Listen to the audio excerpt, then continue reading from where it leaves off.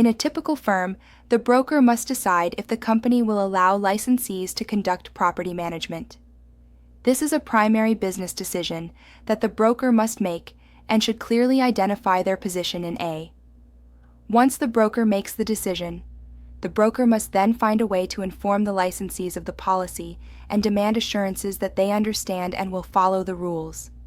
This is where the broker needs to establish a clear set of rules for property management activities, including forms to use, disclosures that licensees need to make to the owner and/or tenant, trust account rules and operation, types of properties the broker will or will not take under management. For example, if a residential firm, the broker must decide whether he will manage retail centers, office buildings, mobile homes, etc.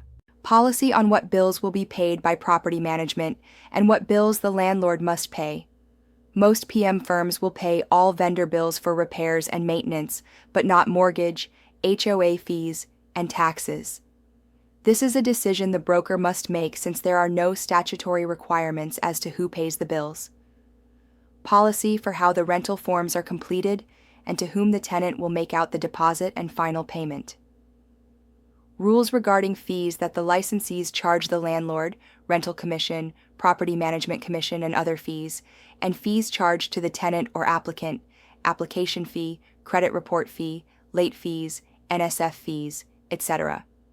The broker is permitted to establish the fees for the entire brokerage, or the broker might allow the licensees to decide on how much to charge both the landlord and the tenant. Timing for deposits of checks and when the broker will pay the landlord, as well as pay the company agent and co-broker. Policy for holding checks and NSF fees. Acceptable ways that tenants can make payments. Options include cash, personal checks, cashier's checks, money orders, online bill pay, online credit card payments, etc. Policies for conducting business when a property management licensee is unavailable, out of town, or dealing with an emergency.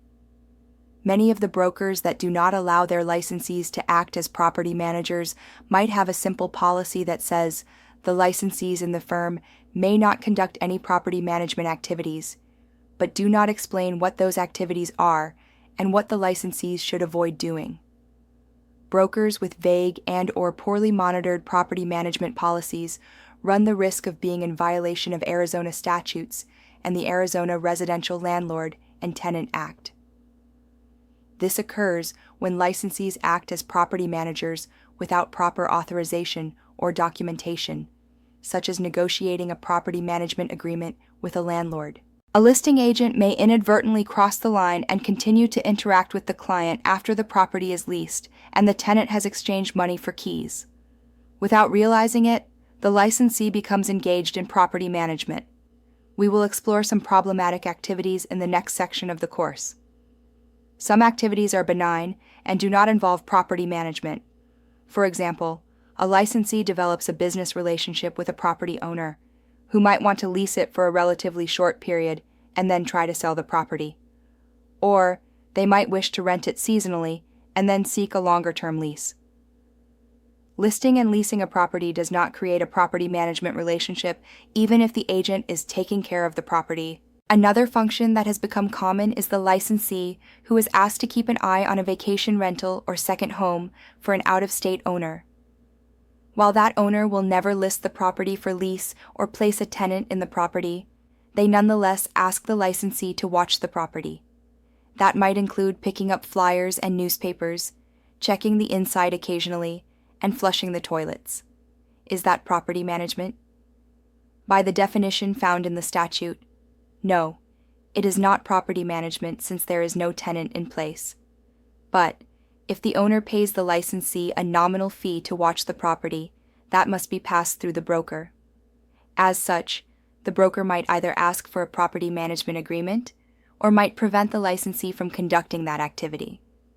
That is totally up to the broker. The normal and routine activities that a listing agent conducts to prepare a property for lease and maintaining the property during the listing period is not considered property management under most circumstances.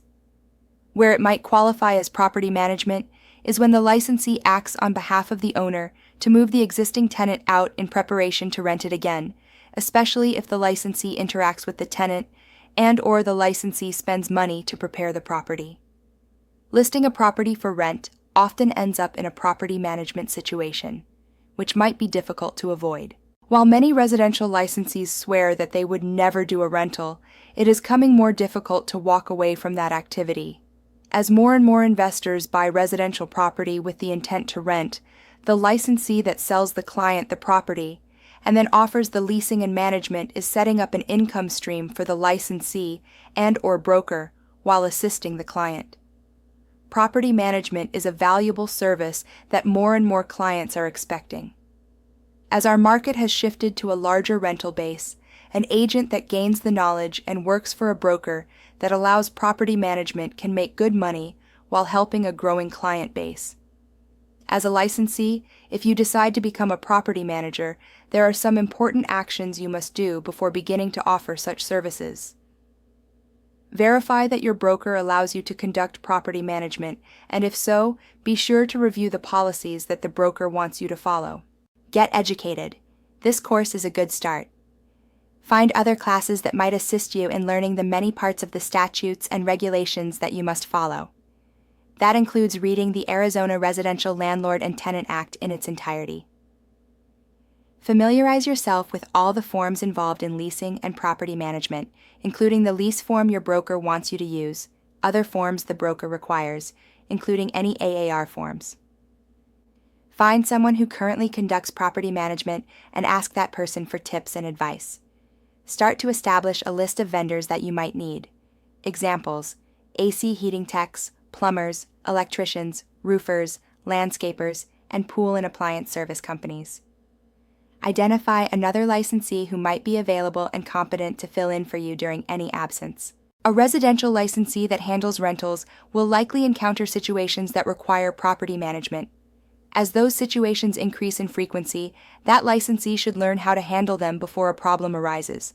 While not complicated, these are some issues to consider. As a property manager, the more properties that you are managing, the greater the chance of calls and requests for assistance at all hours.